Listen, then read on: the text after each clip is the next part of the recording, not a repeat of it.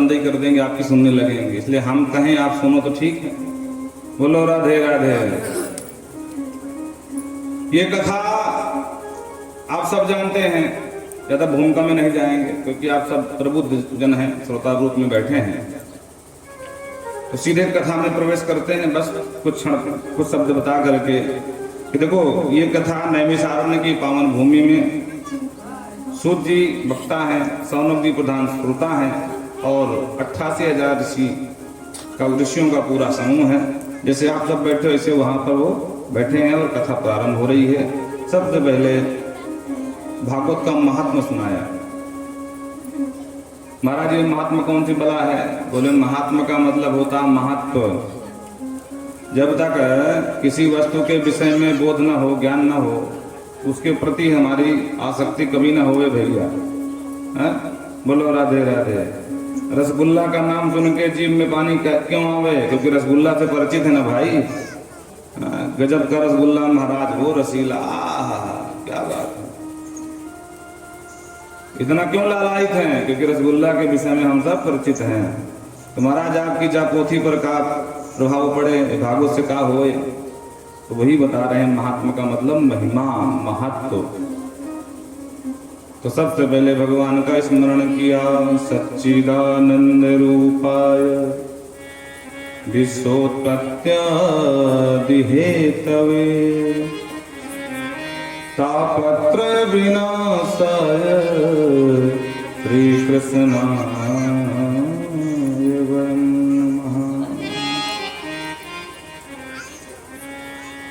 व्यास जी कहते हैं, हम श्री कृष्णाय वयम नमः, हम भगवान कृष्ण कन्हैया के चरणों में बारंबार प्रणाम करते हैं। कैसे हैं कन्हैया?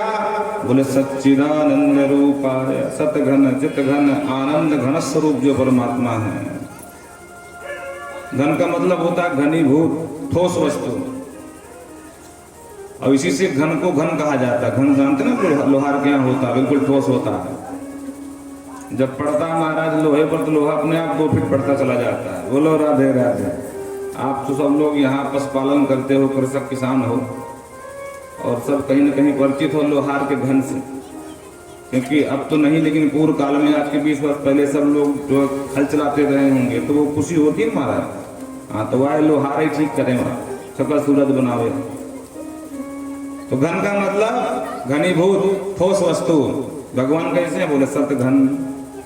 जहां असत का लेश मात्र न हो वो सत घन कहलाता है। हम लोग सत नहीं है, आज है कल का ठिकाना नहीं है। भगवान पहले भी थे, आज भी हैं, वो हमेशा रहेंगे। भगवान का कोई आदि नहीं है तो नाम पड़ा अनादि। प्रेम से बोलो राधे।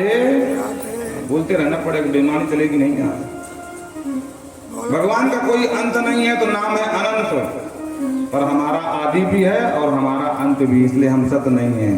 आज है कल का भरोसा नहीं है। तो परमात्मा सतघन चिद्वान होता प्रकाश, ज्ञान स्वरूप। हम लोगों का ज्ञान सीमित है। कोई अंग्रेजी का लेक्चरार है, कोई गणित का है, कोई हिंदी साहित्य का है, कोई व्याकरण का है। एक सीमा है, पर भगवान की कोई सीमा नहीं। अखंड ज्ञान एक सीतावर है, इसलिए चिद रूप है जहां अज्ञान का कोई लेस मात्र स्थान न हो। और तीसरा स्वरूप बताया कि जो आनंद स्वरूप है, जहां दुख का कोई मात्र लेस न हो। तो प्रश्न खड़ा हुआ कि राम जी बन करके जब आए और रावण आया, पंचवटी से उठा के ले गया माता जी को, तो कहे रो रहे हैं, हे खगमृग हे मधुकरश्रेणी तुम देखी सीता मृग नहीं। तो कहे आंसू बारे भैया, जब अज्ञान का लेस मात्र ना है। बोले वो तो लीला है भाई। बोलो राधे राधे।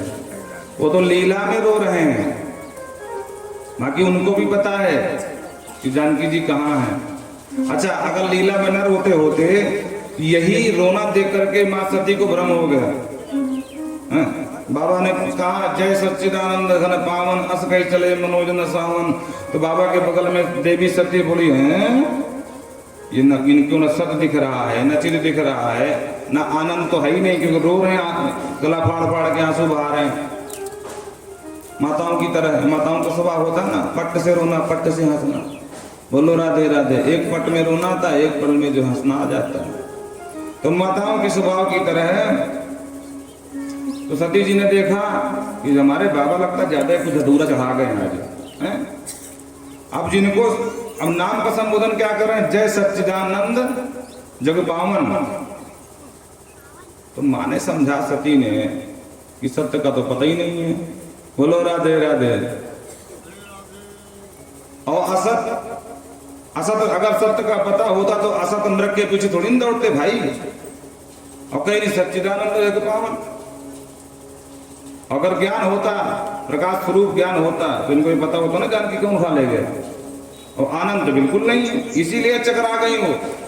नाम का लिया जा रहा है जय सच्चिदानंद जग पावन, और जो लीला कर रहे हैं उसमें कोई भी पावन आनंद भी नहीं है, न सत्य है न चित है।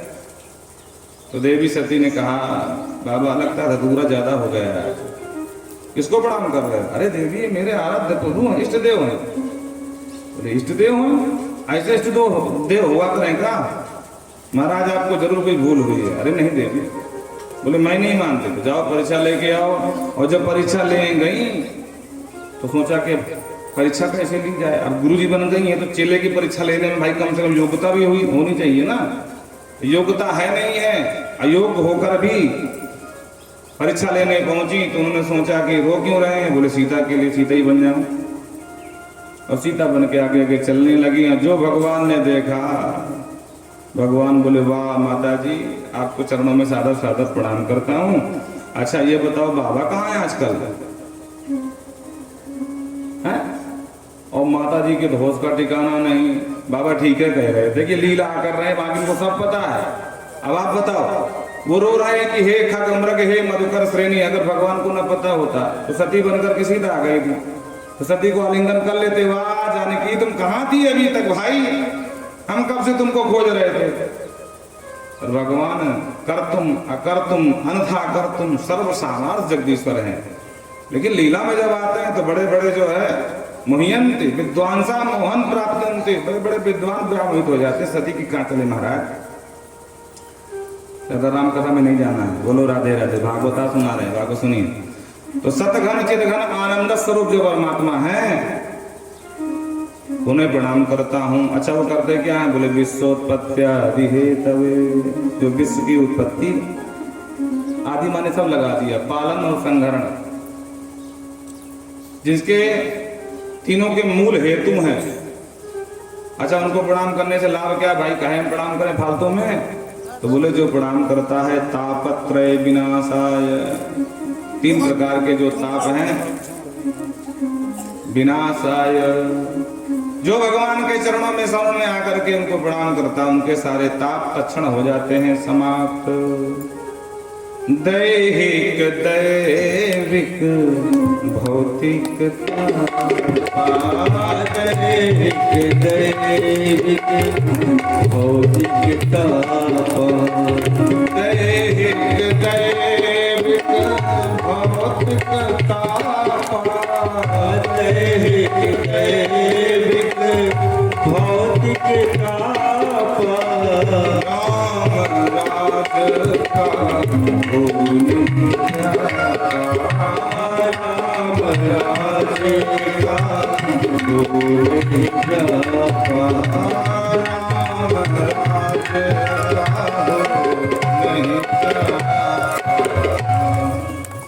उनको प्रणाम करने से ये जो 3 प्रकार के ताप हैं तत्क्षण हो जाते हैं समाप्त। प्रेम से बोलो राधे। आज सूत जी महाराज को व्यास गद्दी पर बिठाया है। सौनक जी प्रधान श्रोता हैं, जैसे हमारे दादाजी हैं रामेश्वर सिंह चौहान।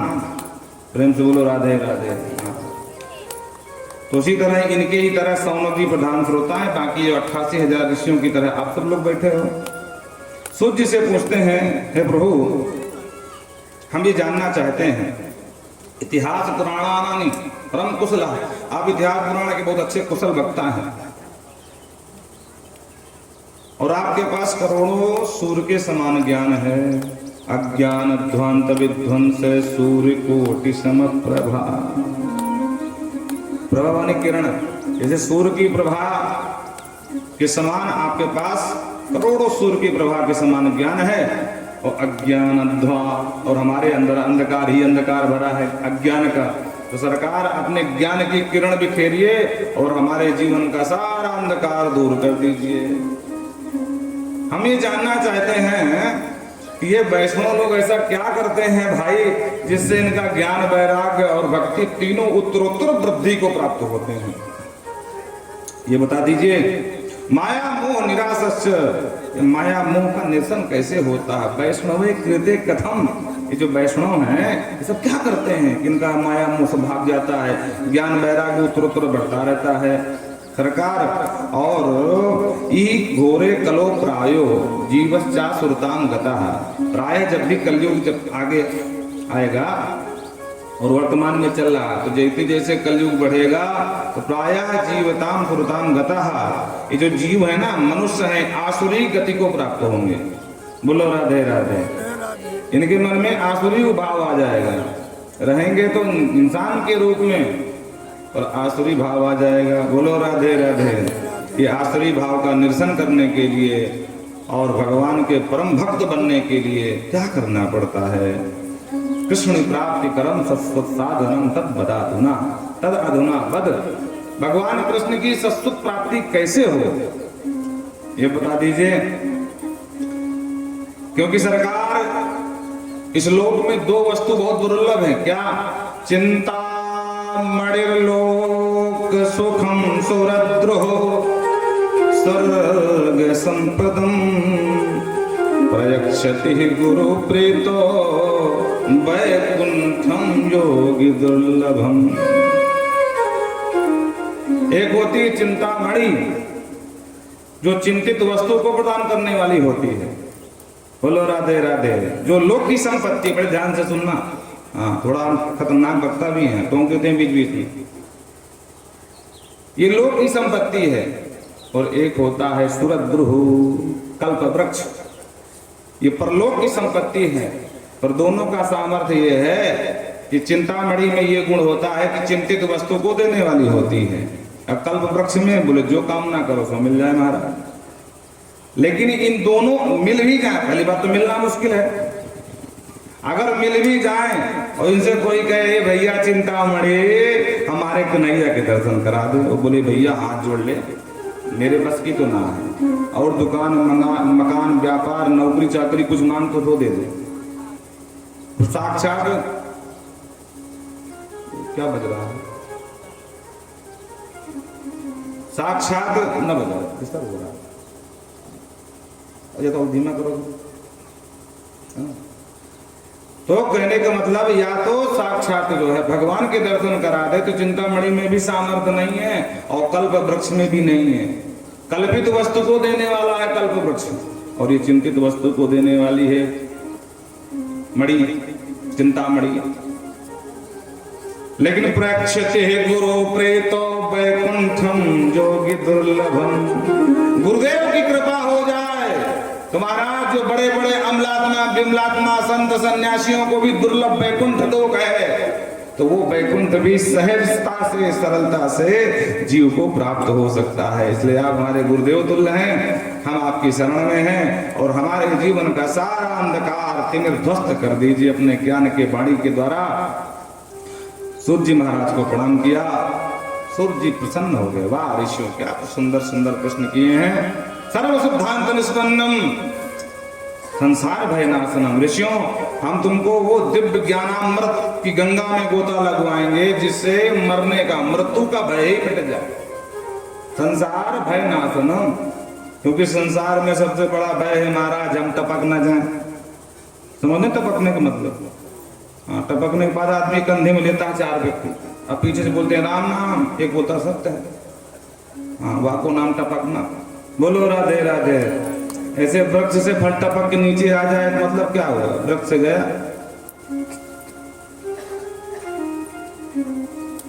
और एक बात बता दें आप सभी को,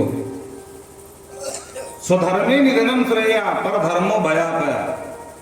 अपने धर्म में रहते हुए मर जाना भी श्रेयस्कर है, लेकिन दूसरे का धर्म अपनाना वो भयस्कर, भय ही देने वाला, ताप देने वाला, दुख देने वाला है।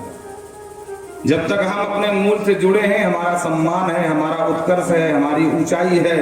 और जिस दिन अपने मूल से कट जाएंगे, जैसे पत्ता जब तक मूल वृक्ष में होता है सम्मान होता है उसका, हरा भरा होता है, और जैसे मूल से कटा तो 2 कौड़ी का।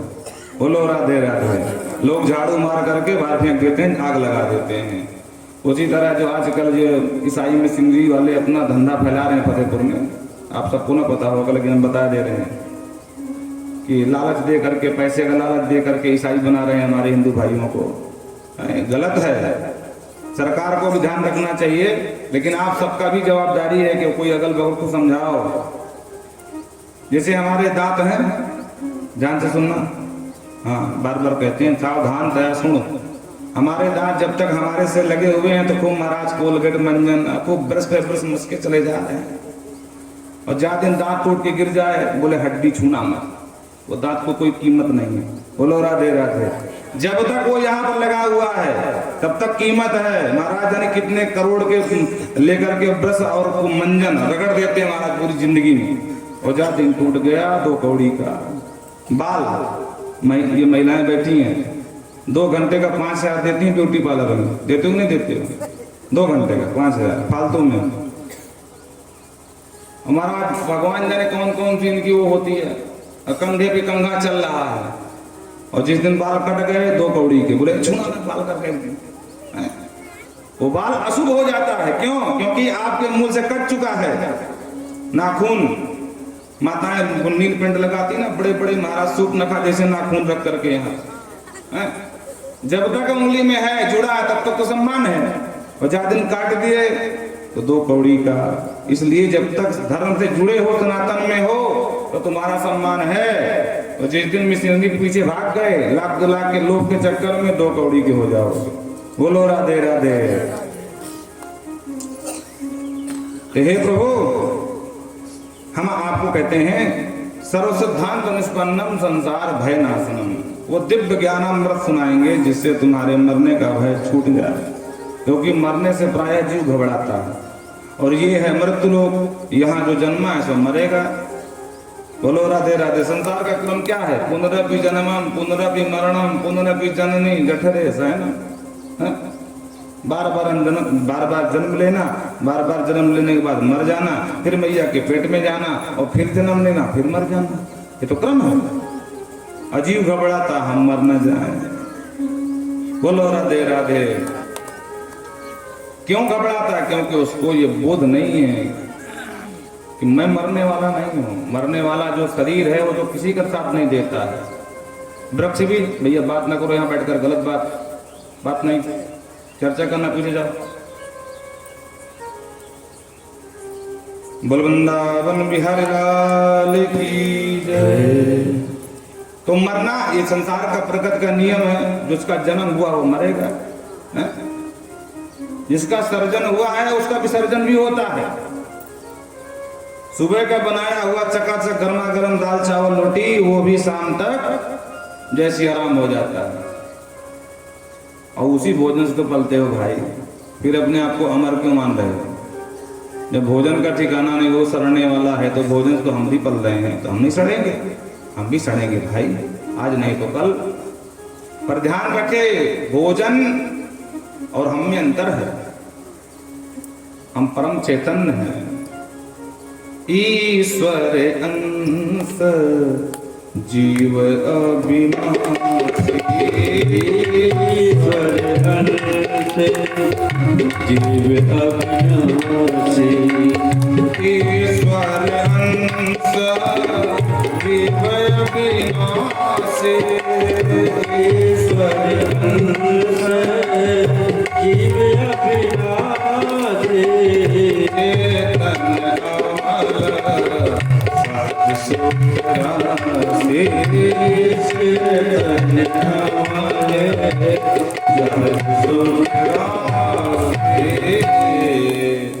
क्योंकि हम ईश्वर के अंश हैं। घटाकाश से भिन्नास्यात् घटा, जैसे घड़ा फूटने के बाद वो घटाकाश कहाँ जाता है? बोले महाकाश में परिणित हो जाता। उसी प्रकार हम जीव ईश्वर के अंश हैं, और जब हमारा ये शरीर का घटा फूटता है, घट मन घड़ा, तो जा करके महा आकाश में जहां से हम निकले हैं, तासु तेज प्रभु हृदय समाना, वहीं जा करके हम फिर मिल जाते हैं। बोलो राधे राधे। पानी बरसता है तो आपने देखा होगा बुलबुले उठते हैं ना। अब बुलबुला उठा, थोड़ी देर रहा, उसके बाद फूट गया। कहाँ गया? बोले जहां से उठा वहीं गया। प्रेम से बोलो, कहाँ से उठा? बोले पानी से। कहाँ गया? बोले पानी में। समझ में आ रहा नहीं आ रहा? ईमानदारी बोलना ना है तो बता देना। पानी से उठा, पानी में ही मिल गया। उसी प्रकार हम भी भगवान परमात्मा के ही अंश हैं और वहां से आते हैं और आने के बाद कहाँ जाते? बोले वहीं तो जाते हैं। ईश्वर अंश जीव अविनाशी। इसलिए ऐसी कथा सुनाएंगे आपको और इसी का बोध कराया है कि भैया तुम मरने वाले नहीं हो। मरेगा शरीर, उसको तुम अमर भी नहीं कर सकते हो, उसको तुम चाह कर भी नहीं रोक सकते हो। और तुम अमर हो, तुम्हें कोई मारना भी चाहे तो कोई नहीं मार सकता। बोलो राधे राधे। काल व्याल मुखग्रास त्रास निर्णास हेतवे। सूर्य कहते हैं ऋषियों, ये काल रूपी व्याल, व्याल माने होता सर्प।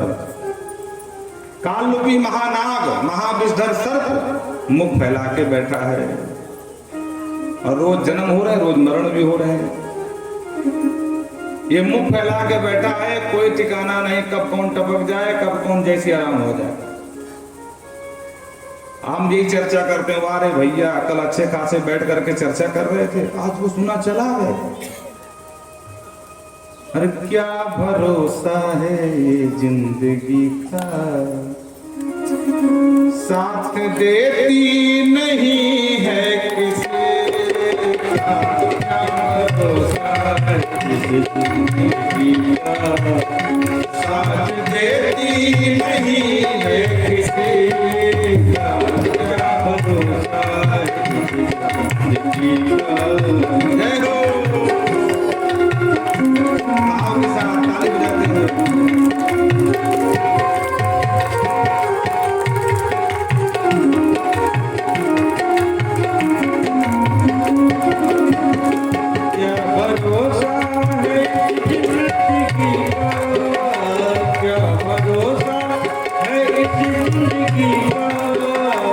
साथ देती नहीं है किसी का। क्या भरोसा है इस जिंदगी का, साथ देती नहीं है किसी का। क्या भरोसा है इस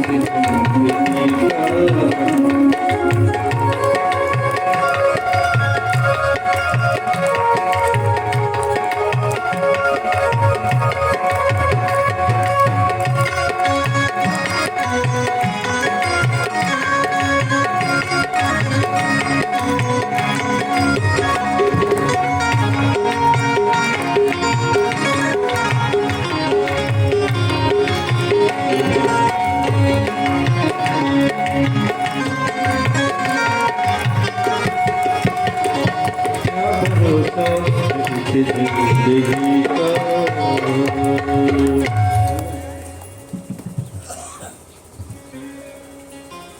क्या भरोसा है इस जिंदगी का, साथ देती नहीं है किसी का।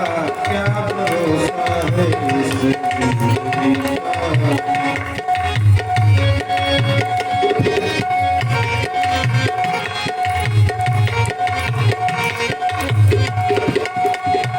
सांस रुक जाएगी चलते चलते, हवा बुझ जाएगी चलते चलते। सांस रुक जाएगी चलते चलते, हवा बुझ जाएगी चलते चलते। दम निकल जाएगा रोशनी का, दम निकल जाएगा रोशनी का। क्या भरोसा है इस जिंदगी का, क्या भरोसा है इस जिंदगी का। साथ देती नहीं है किसी का। क्या भरोसा इस जिंदगी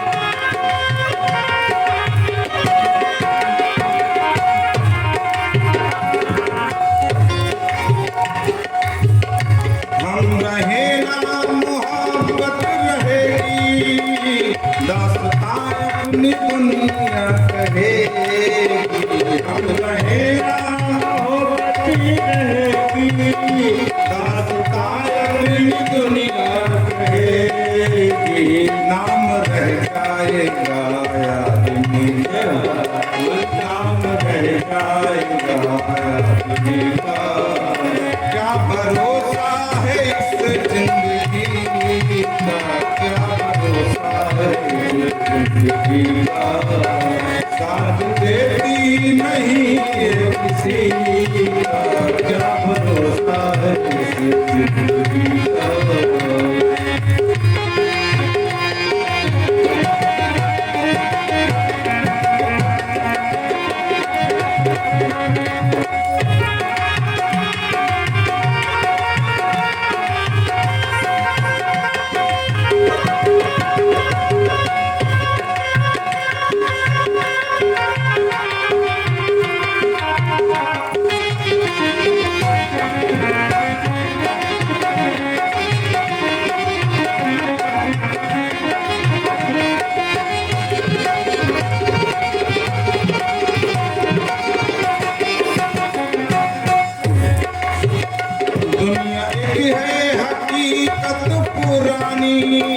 चलते रहना है इसकी निशान,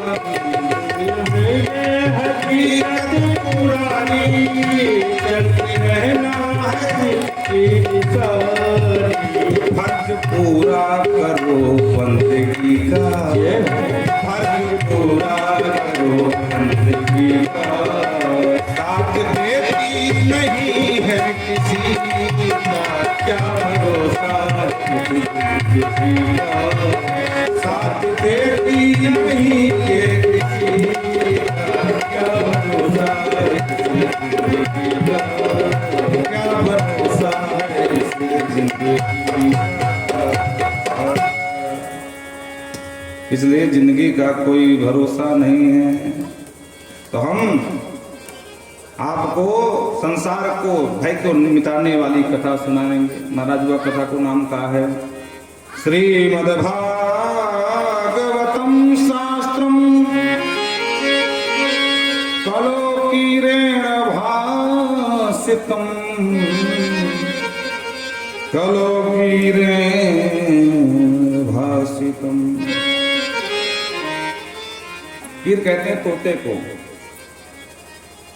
श्रीमद् भागवत की कथा सुनाएंगे जो कलयुग में भगवान सुखदेव प्रभु ने परीक्षित को सुनाया था। कीरेण सुभाषितम, सुकीरेण, सुंदर तोते के रूप में बैठ करके भगवान सुख बाबा ने जो कथा सुनाई थी वही कथा सुनाएंगे। राजन, शरीर को साफ, संकादियों ऋषियों कहते हैं कि शरीर को साफ करना हो जिसके लिए बहुत साधन है। अनेक प्रकार की साबुन चलती है, लक्स हो गई, भगवान ने निर्मा हो गई, पियर्स हो गई, डब हो गई।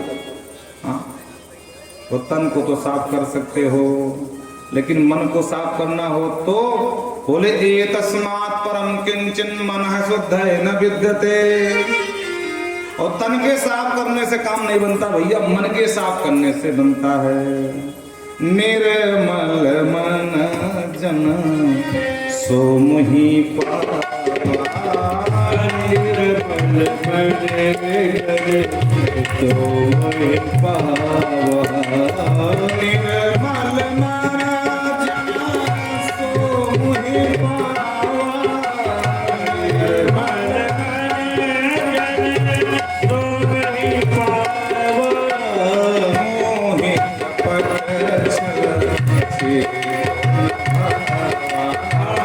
कोई कपट छल।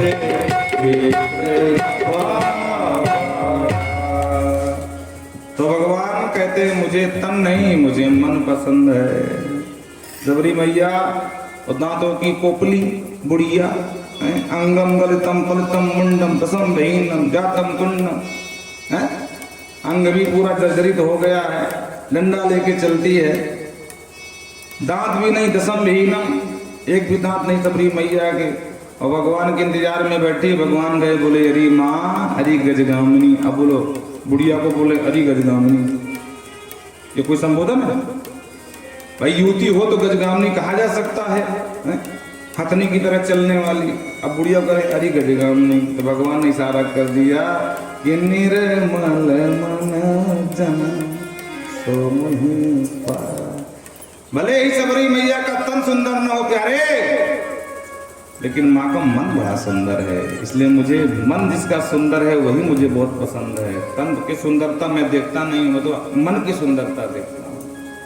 और मन को साफ करना है तो सूर्य जी कहते हैं एतस्मात् परम किंचन मनः शुद्धे न विद्यते। श्रीमद् भागवत की कथा के अलावा इससे अच्छा जोरदार साबुन नहीं है बाबा जी, जाते मन साफ की हो जाना है। यही है सबसे मस्त डिटर्जेंट पाउडर, एक बार लगाओ दाग ढूंढते रह जाओ। बोलो राधे राधे। जन्मांतरे भवेत् पुण्यम तदा भागवतम लभे। और ये भागवत भैया इतनी सरल नहीं है। जन्म जन्मांतर कल्प कल्पांतर युग युगांतर तक जब हम प्रतीक्षा करते हैं, भगवान को पुकारते हैं, तब जाकर के हमको ये दिव्य सत्संग लाभ मिलता है। एक बात स्पष्ट कर दें, भागवत के नाम पर तो खूब भागवत आपको मिल जाएगी। गली गली घर घर गांव गांव में महाराज व्यास गद्दी पे कब्जा किए बैठे हैं व्यास जी महाराज, है ना। अब किसी के विषय में ज्यादा बोलना ठीक नहीं है, पर वस्तुतः है कथा अगर आपको सुनना है तो ये भाग्य से मिलेगी। बाकी तो गांव गांव चलती हैं, कथा के नाम पर खूब संगीत चल रहा है, खूब उठ पटांग की बातें हो रही हैं, पूरी 3 घंटे कथा बोलेंगे, इस लोग एक भी नहीं बोलते हैं। बोलो राधे राधे, सिर्फ हिंदी हिंदी सुना करके निकल जाते हैं और कहते हैं भागवत कर रहे हैं। हाँ, तो ऐसी भागवत तुमको रोज टीवी में मिल जाएगी, हर जगह मिल जाएगी, लेकिन वस्तुतः यजमान बन करके और भागवत के स्वरूप से भागवत सुनना वो बड़ा मुश्किल है। ये भगवान की ही कृपा से मिलता है। कहते हैं राजन,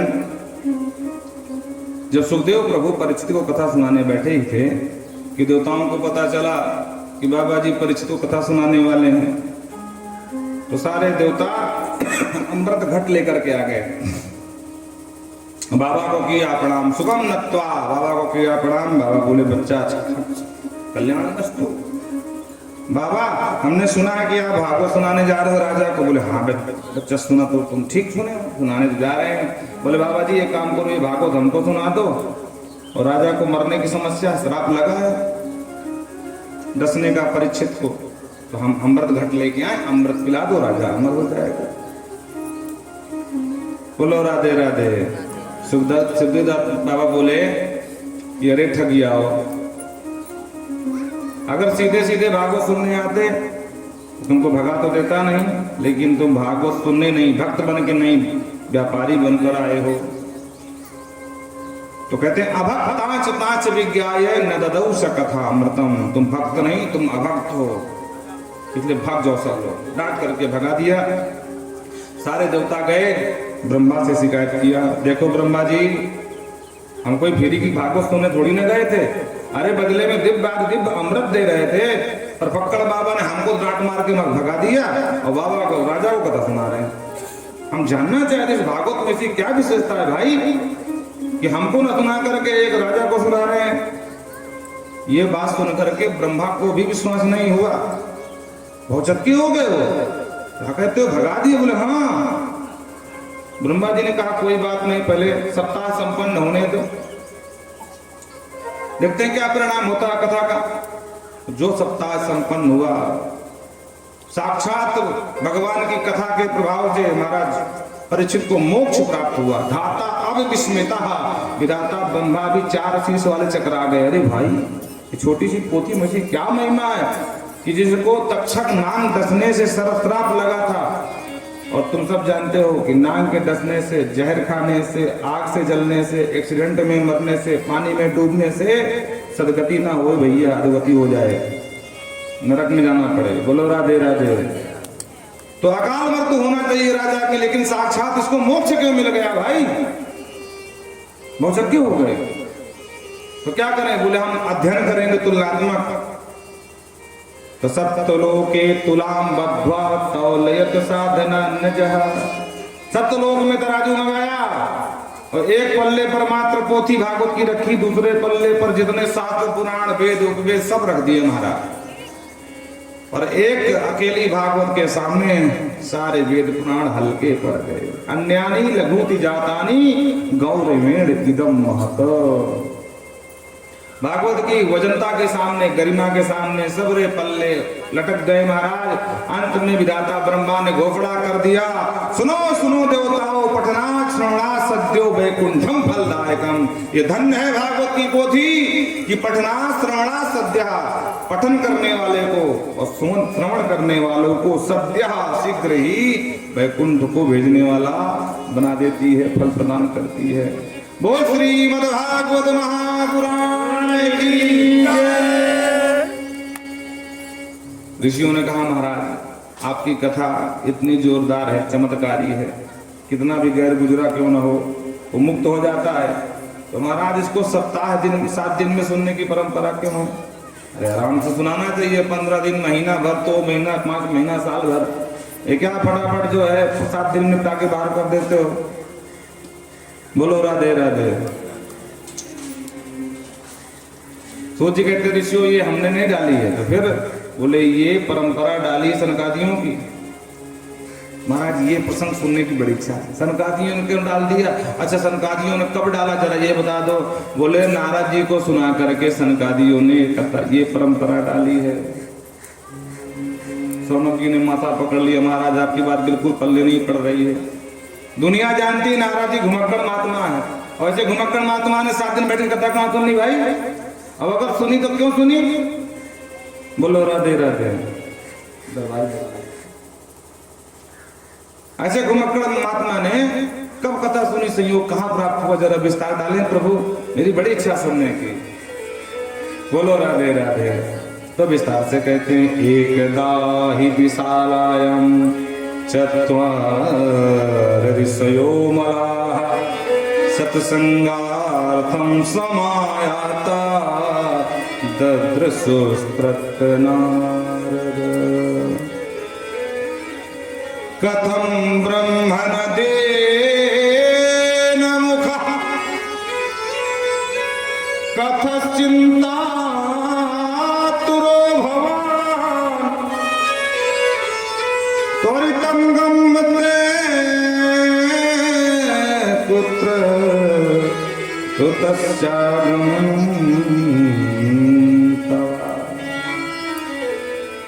हे महर्षियों, एक गदा ही विशाल आया। विशाल माने बद्री विशाल धाम। चारों ऋषियों भ्रमण कर रहे थे। कौन कौन? सनक, सनंदन, सनातन, सनोदय कुमार। सूर्य ने कहा, सोनक जी ने कहा क्यों घूम रहे थे? बाबा घुमक्कड़ हो गए क्या? इनको कोई काम धाम नहीं? बोले ना, सत्संगार्थम समायाता। संत फालतू में ना घूमे भैया, सत्संगार्थम, सत्संग की इच्छा से वो घूम रहे थे। क्यों? क्योंकि चारों का विशेष गुण क्या है? कथा मात्रैक जीवन। जैसे हमको तुमको भोजन ही हमारा मात्र जीवन है, भोजन न मिले तो जीवन न रहे, उसी तरह सनकादियों का जीवन क्या है? कथा मात्रैक जीवन। ऐसा कोई दिन नहीं जिस दिन कथा न मिले। कथा उनको चाहिए। जैसे हनुमान जी महाराज राम कथा सुनने को रसिया है ना।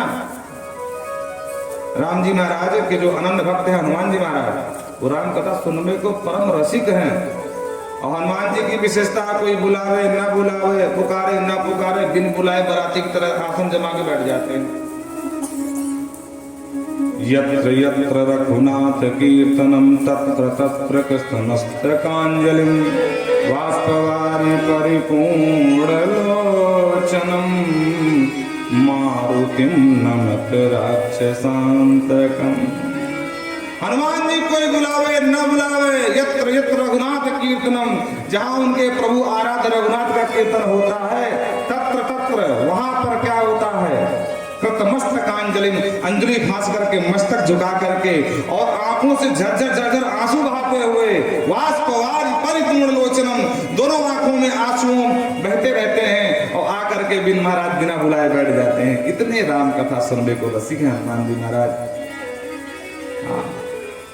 उसी तरह हमारे ये चार ऋषि सनकादि जिसे कहा जाता है, सनक सनंदन सनत कुमार, ये जो चार ऋषि हैं सनातन, ये भी राम कथा सुनने के परम रसिक हैं। प्रेम से बोलो राधे। तो ये भ्रमण कर रहे थे कि भाई कोई वक्ता मिल जाए हम जैसा, तो महाराज चकाचक कथा सुना दे। घूमते घूमते इन्होंने नारद जी को देखा, जो परम निराश हताश उदास चेहरे पे 12 बजे महाराज भागे भागे परेशान तो जा रहे थे, और जो भागते हुए नारद को देखा तो उनका कथम ब्रह्म नदीन मुख कुतश्चिंता तुरो भवान त्वरितम गम्यते कुतस्या गमनं तव। हे नारद जी, आपका मुख लटका हुआ क्यों है?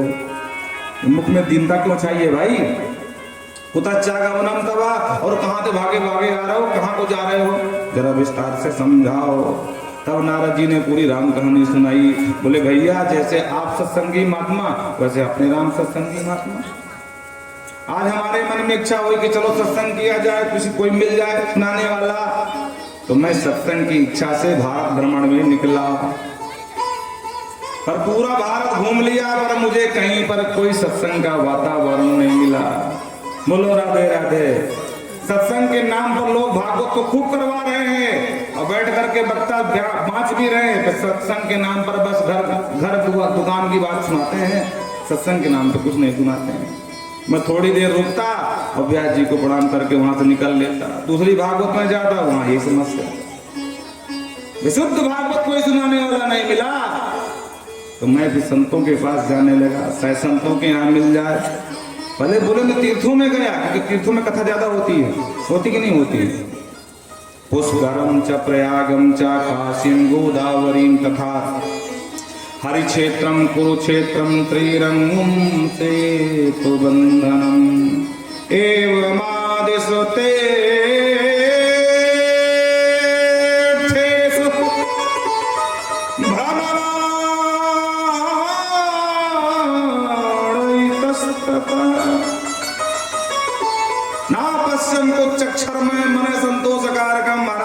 तीर्थ, भारत के प्रसिद्ध तीर्थ जो नामचीन तीर्थ हैं, सब में गया। पुष्कर गया, प्रयाग गया, काशी गया, गोदावरी गया, हरिक्षेत्र, हरिद्वार, कुरुक्षेत्र, लेकिन मुझे ना पश्चिम इच्छा में मन संतोष कारकम। कथा के नाम पे कथा तो खूब चल रही थी, पर जो दिव्य सत्संग रूपी कथा होनी चाहिए वो कथा कहीं दिखाई नहीं पड़ेगी। भाग कर आया, सोचा संतों के यहाँ जाकर के मैंने देख लिया, गृहस्थों को पकड़ना, शायद कोई सत्संगी गृहस्थ मिल जाए। तो वहां एक समस्या देखा, बोले पाखंड निरता संतो विरक्ता सपरिग्रहा। महाराज काया पाखंड जो संतों को धर्म के अंग होना चाहिए, वो पाखंड के अंग बनते चले जा रहे हैं। बोलो राधे राधे। पाखंड का मतलब पापस खंडा इति पाखंडा, जिनको धर्म के अंग बनना चाहिए वो पाप के अंग बने घूम रहे हैं। पहने हैं महाराज भगवा कपड़ा, लगाए जोरदार तिलक, बुराई नहीं कर रहे हैं। भागवत कह रही भाई कहू संत बैठो तो बुरा मत मानिए। बोलो राधे राधे। हाँ, लेकिन फिर भी लोग वृत्ति नहीं कम हो पा रही है। बोले हमने पूछा है ये बंगला किसका? वो त्यागी जी महाराज का। अब बोलो त्यागी जी महाराज का बंगला। और ये बच्चे किसके हैं? बोले ब्रह्मचारी महाराज के, ब्रह्मचारी जी महाराज उसके बच्चे। ये है पाखंड। बोलो राधे राधे। ये हल्ला कहां हो रहा है? बोले मौनी बाबा के आश्रम में। अब तीनों नाम ध्यान से सोचो, फिर हंसना बाद में बैठ के इकट्ठो। बोलो राधे राधे। तो मैंने गृहस्थों के यहाँ गया कि सही संतों में पाखंड आ गया, शायद गृहस्थ कुछ सही बचे हों सदाचारी। देखो आप सब गृहस्थ हो, अपने आप को छोटा मत मानना, क्योंकि शास्त्र कहते हैं धन्यास्तो गृहस्थाश्रम।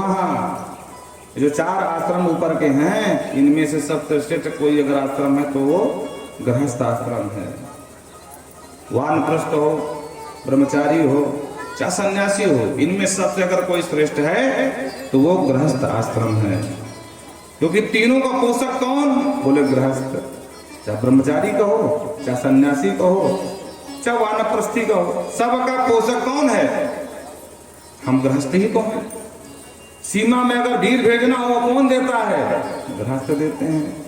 संत अगर भजन कर रहे हैं तो किसके पुत्रों के द्वारा? शांति से नहीं, कब आतंकवादी घुस के महाराज गोली मार दें। इसीलिए कहा गया है कि हम राष्ट्र का निर्माण कौन करता है? गृहस्थ करते हैं। तो अपने आप को छोटा मत मानना। संत अगर 10 माला करते हैं और उसमें से अगर आपने 1 माला भी कर दिया तो संत के माला के बराबर हो गए। बोलो राधे राधे। इसलिए मैंने गृहस्थों को पकड़ा तो वहां क्या देखा? तरुणी प्रभुता गेहे साल को बुद्धिदायक। सलाह अगर लेनी हो तो साले साहब से पूछ लो भाई।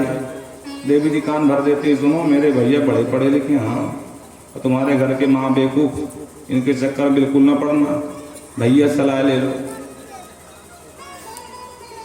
नारद जी बोले मैं तो गया था इस आशा से शायद कुछ सत्संग लाभ मिल जाए, और वहां क्या देखा कि तरुणी प्रभुता के है।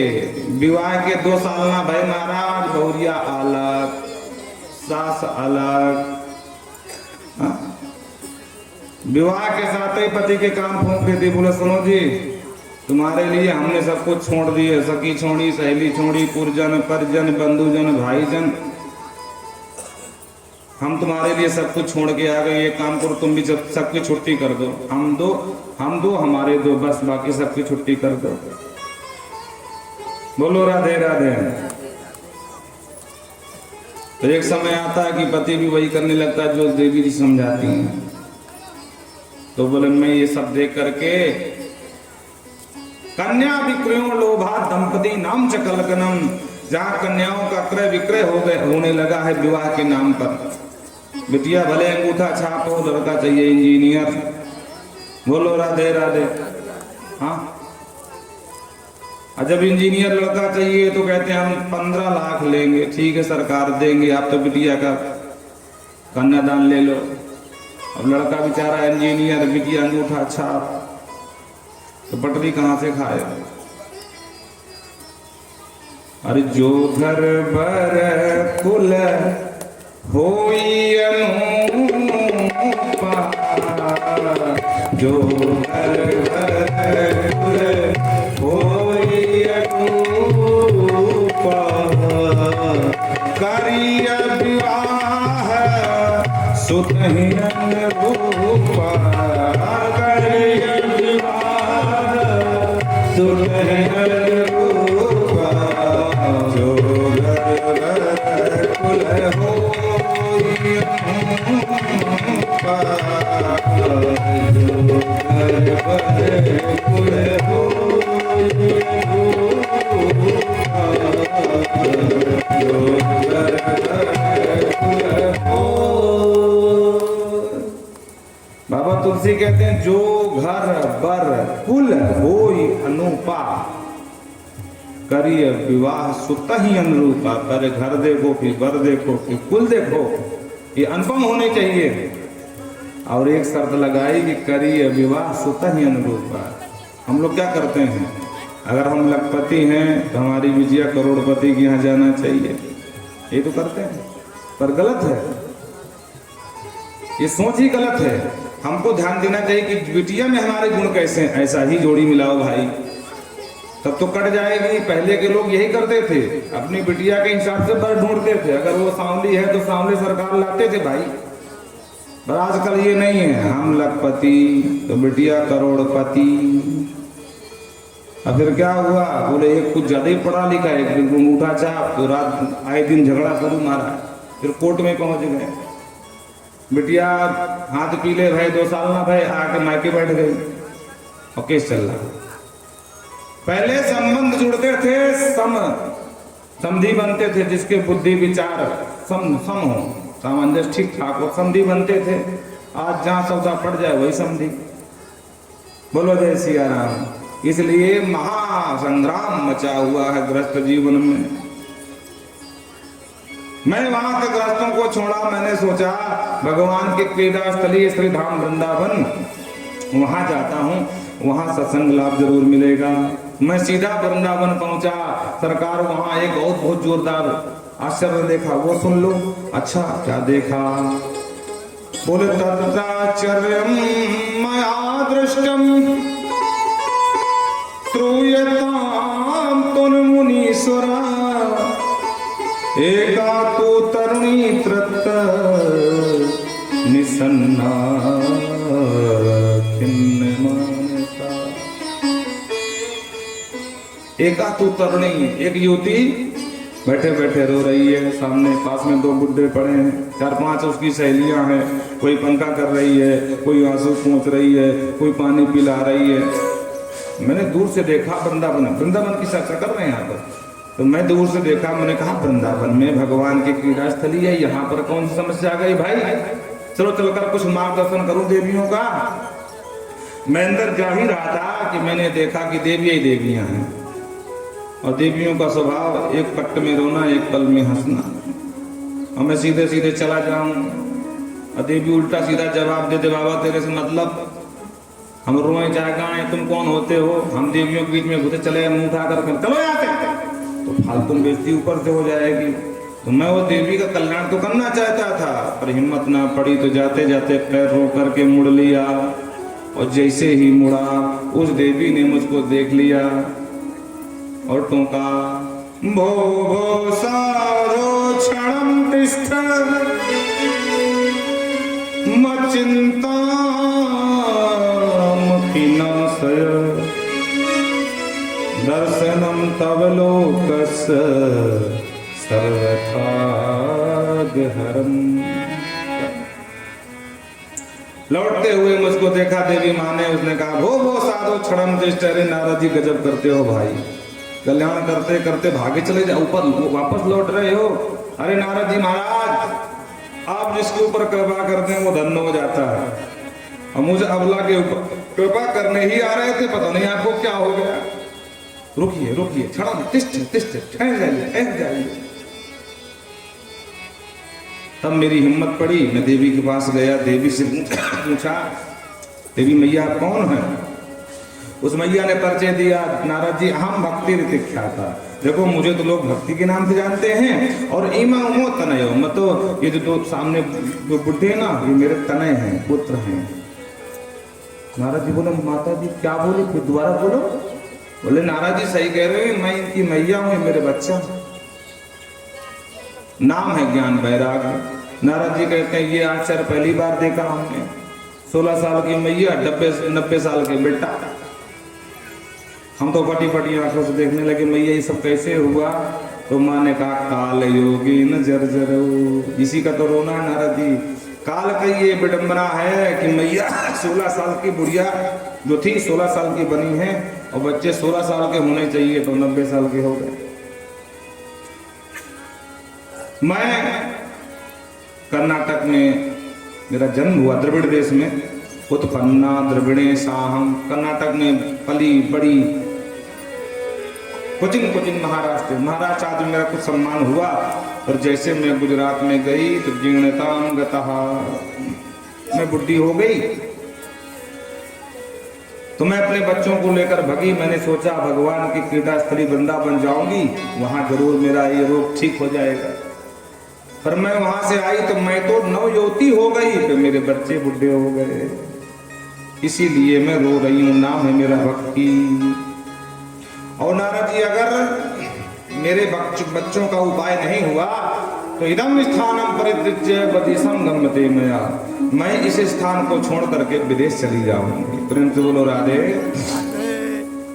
नारद जी कहते माता जी गजब मत करो, आप हो भारत में तो ये स्थिति है कि भक्ति के नाम पर लोग कुछ भी किए चले जा रहे हैं। बोलो राधे राधे।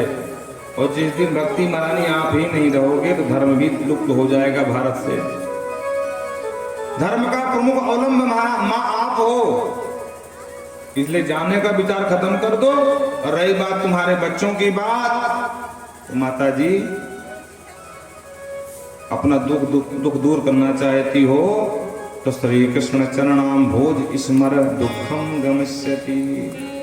भगवान श्री कृष्ण के चरणों का स्मरण करो माँ, तुम्हारा दुख सब खत्म हो जाएगा। हरि स्मरणम सर्व विपत्ति स्मरणम। भगवान हरि का स्मरण समस्त प्रकार की विपत्तियों का विमोक्षण करने वाला होता है। और माँ आजकल जो दिख रहा है, वर्षे वर्षे क्रमात् जाता मंगलम नाक दृश्यते। आपके बच्चे क्यों अस्वस्थ हैं? क्योंकि कलयुग का वास है, कलयुग आ गया है। और जैसे जैसे कलयुग आगे बढ़ेगा माँ, तो मंगल नाप दृश्यते। जो कुछ मंगल हो भी रहे हैं भागवत के नाम पर, भागवत हो भी नहीं, वो भी बंद हो जाएंगे। बोलो राधे राधे। अत्याचार, पापाचार, भ्रष्टाचार चरम पर होगा। इसलिए माँ कलयुग का ही पूरा दोष है। भक्ति माँ ने कहा कलयुग अगर इतना ही दोषी है तो भगवान मार क्यों नहीं देते?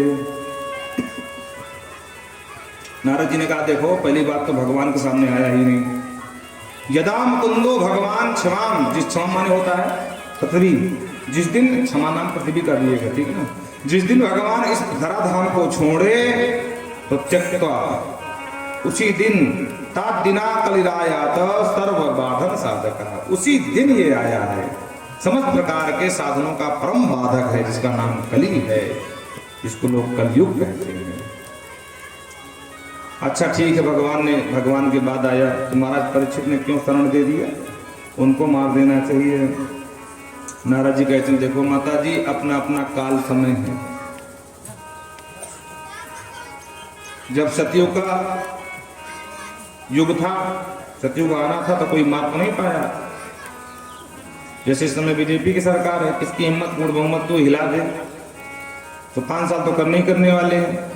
उसी तरह युगों का अपना अपना समय होता है। कलयुग की वर्ष की आयु जो है 4,32,000 है। जब तक प्रभु माता जी 4,32,000 नहीं हो जाएंगे तो दुनिया कोई माई का लाल को हटाने वाला नहीं। परीक्षित मार भी देते, लेकिन इसके एक गुण पर दीजे गए थे, कलौ केशव कीर्तनाथ। इसने कहा कि मुझ में कोई गुण तो नहीं है, लेकिन जो मेरे युग में भगवान का कीर्तन करेगा उसको जो समाधि का फल है, जो योग का फल है और जो तपस्या का फल है, सब नाम जप से ही मिल जाएगा। कलयुग केवल नाम आधार, कलयुग केवल नाम आधार। सुमिर सुमिर नर उतरहि पारा, सुमिर सुमिर नर उतरहि पारा। देखो ये चौपाई रामचरितमानस में नहीं है, लोग बोल देते हैं, पर मानस की नहीं है ये। मानस में क्या है? कलयुग केवल हरि गुण गाथा, कलयुग केवल हरि गुण गावत नर वहीं भवधारा, गावत नर वहीं भवधारा। कलयुग केवल हरि गुण गाथा, कलयुग केवल हरि। तो इसका अर्थ जो हम कलयुग केवल नाम धारा वही तो है। कलयुग केवल हरि गुण गाहा, गावत नर पावै भव थाहा। तो भाई ये चौपाई कब से कहां से प्रचलन में आ गई? तो देखो गुरु नानक देव ने इसको गाया था, कलयुग केवल नाम धारा, सुमिर सुमिर नर उतरहि पारा। जब महापुरुषों की बात को लोग जो है एक तरह से सम्मान से लेते हैं, जैसे कोई भजन हो, कहा था कबीरा, लोग जोड़ देते, जबकि जो कोई जरूरी नहीं कबीर जी का ही लिखा हो। बोलो राधे राधे। उसी तरह चौपाई मानस की नहीं है, गुरु नानक देव जी ने कहा था। तो कलयुग में और कहते हैं अयम तो युग धर्मो ही वर्तते कस्य दूषणम। माता जी ये युग का धर्म है। सतयुग में सप्त प्रधान रहा, त्रेता में मर्यादा प्रधान रहा, भगवान राम मर्यादा से निबद्ध होकर अवतार लेकर के आए, और जब द्वापर आया तो वहां भगवान जिनके चपल विशेष, चपलता के कारण राम कृष्ण दो एक हैं अंतर नहीं में, और उनके नयन गंभीर हैं इनके चपल विशेष। राम जी बेचारे बड़े सीधे हैं, जहां खड़े हो जाए बिल्कुल सीधे खड़े हो जाए महाराज, और नाम बड़ा सीधा राम, तोतला बोल दे राम महाराज। लेकिन इन सरकार को देख लो, ना तो चलना सीधा, ना खड़ा होना सीधा, न चितवन सीधी। हाँ, चलेंगे तो मटक मटक के चलेंगे बांसुरी बजाते हुए, और चितवेंगे तो ऐसे करके आई गोपी तेने काकई, तो ऐसे तो महाराज बोले। सीधे नहीं कभी खड़े मिलेंगे आपको, 3 जगह से टेढ़े ऐसे बांस लेकर के खड़े रहेंगे ऐसे मंद मंद मुस्कुराते हुए। राम जी कभी मुस्कुराते नहीं मिलेंगे आपको, बिल्कुल गंभीर होकर खड़े हैं। ये सरकार तो महाराज इनकी यही जाने, इनकी लीलाएं टेढ़ी मेढ़ी हैं, किसी का चीर चुराते हैं, किसी का चीर बढ़ाते हैं। बोलो राधे राधे। और राम जी महाराज जो है मर्यादा से निबद्ध होकर के उन्होंने लीला करी। इसलिए संत कहते हैं कि राम जी ने जो किया है वो करो। राम जी ने क्या किया है? प्रातः काल उठ गए रघुनाथा, माता पिता गुरु नाम ही माथा, वो कर लो। पर जो श्याम जी ने किया है खबरदार करने की कोशिश भी ना करना। हाँ, अब कोई कहे कि श्याम जी ने चीर चुराया, हम भी चुराएंगे जमुना किनारे। हाँ, तो महाराज हो गई राम नाम सत्य। जेठहट्टी का भैया भी होगा, बोलेगा अरे ऐसे करने की हिम्मत हो गई महाराज, महाभारत शुरू हो जाए रेतीली भूमि में। श्याम जी ने जो कहा है गीता में वो करो, और राम जी ने जो किया है वो करो, क्योंकि ये अवतार की शिक्षाएं हैं। कोई अवतार की शिक्षा बोल करके बताते हैं, कोई करके दिखाते हैं। तो श्याम जी बोल के जो कहे हैं वो करो, और राम जी ने जो किया है वो करो। राम कृष्ण दो एक हैं अंतर नहीं में, उनके नयन गंभीर हैं इनके चपल विशेष। क्योंकि इनकी जो तिरछी चितवन है ना, अच्छा अच्छा महाराज मीरा जी पागल हो गई। अरे पायो जी माने राम रतन धन। तो कहने का तात्पर्य कहते हैं अयम ही युग धर्मो ही वर्तते कस्य दोषणम। मरे भक्ति माई युग का धर्म है। कलयुग में पापाचार, भ्रष्टाचार, अत्याचार नहीं होगा तो कब होगा? इसलिए भगवान का भजन करो। और रही बात आपके बच्चों को, रावणा हम हरिदासे लोके तम न प्रवर्ते।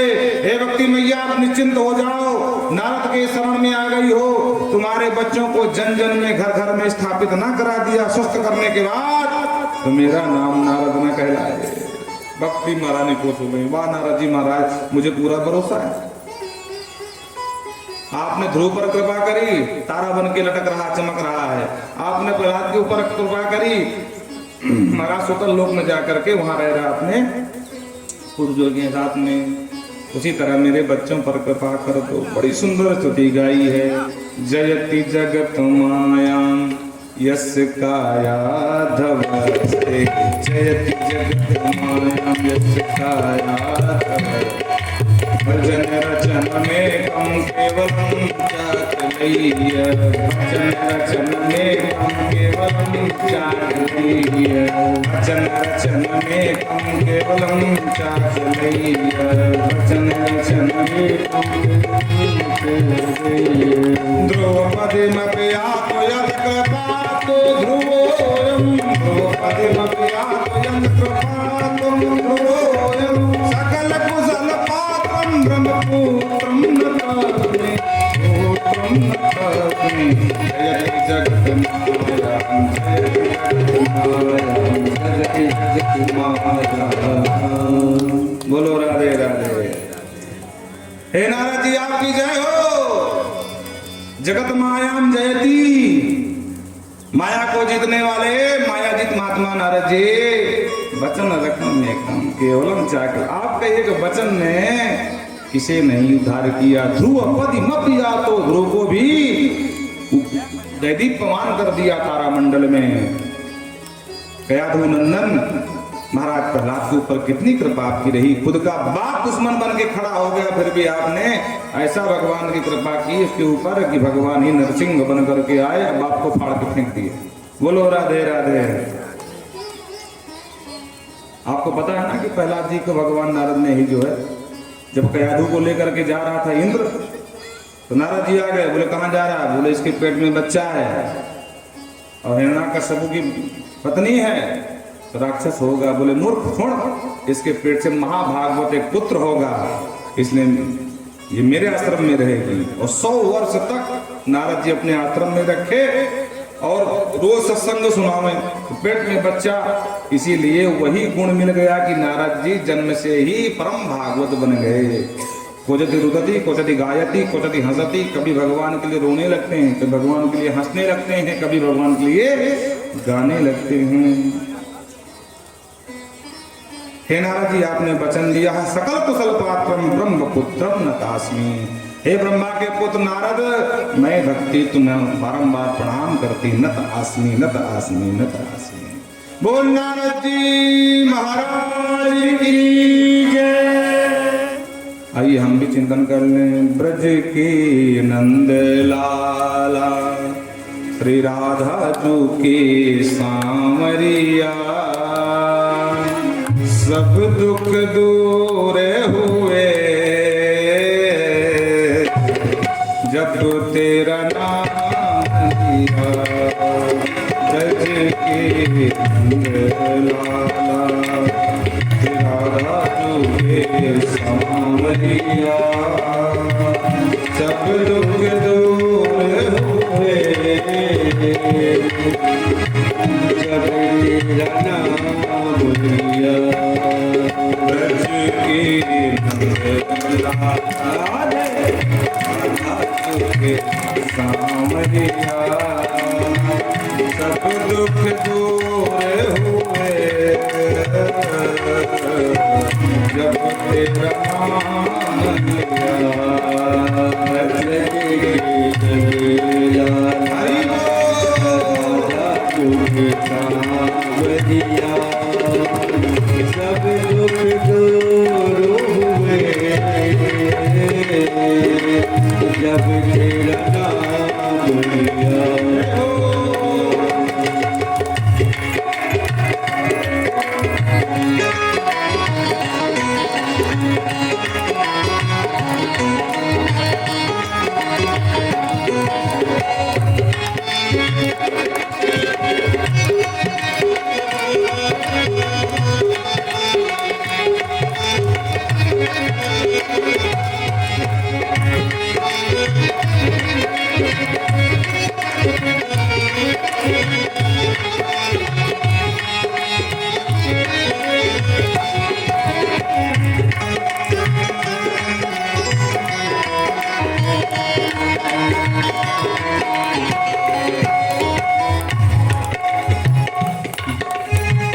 मेरा पुकार तुम्हें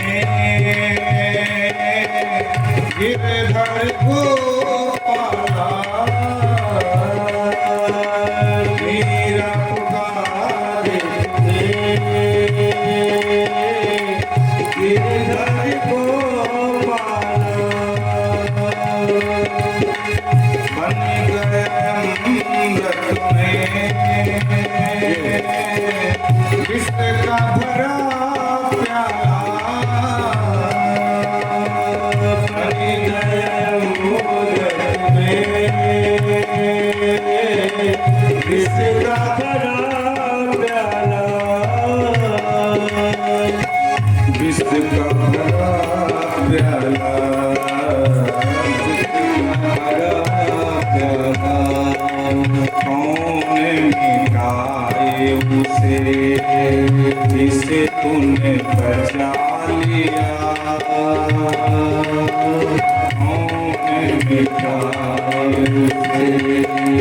जिसे तूने बचा लिया। सब दुख दूर हुए जब तेरा नाम लिया,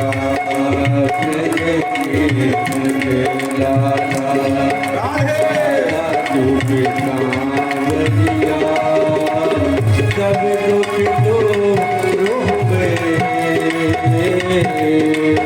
जब तेरा नाम लिया।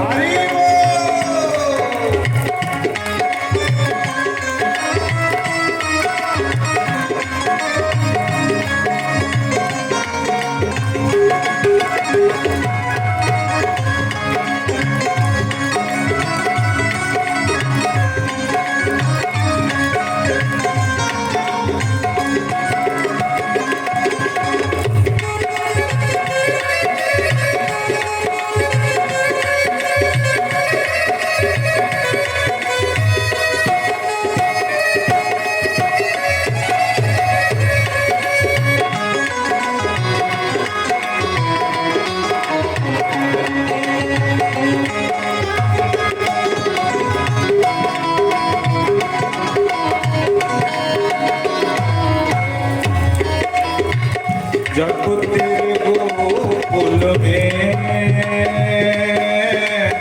आई विपदा भारी,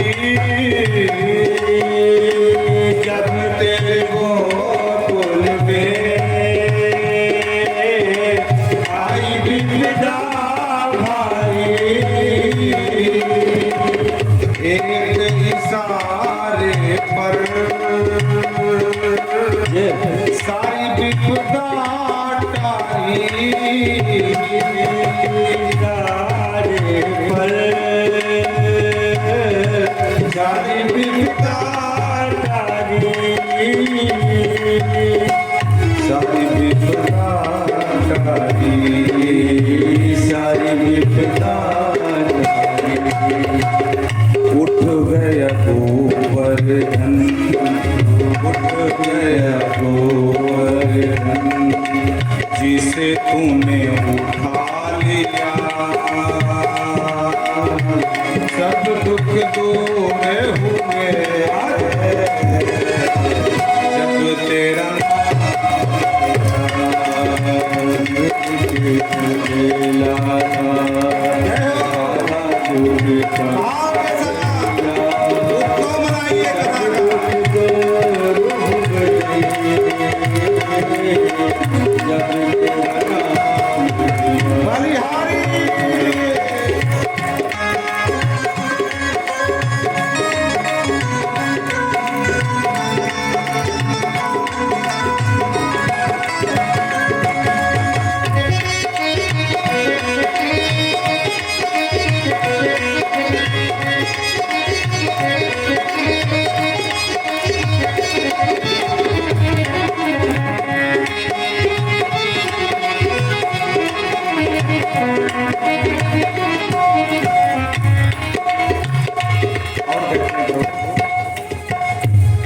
नैनों में श्याम बसे,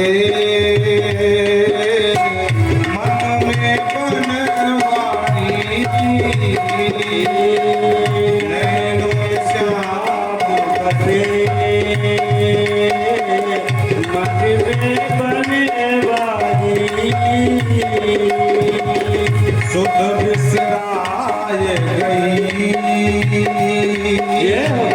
मुरली की धुन प्यारी, सुध बिसराय गई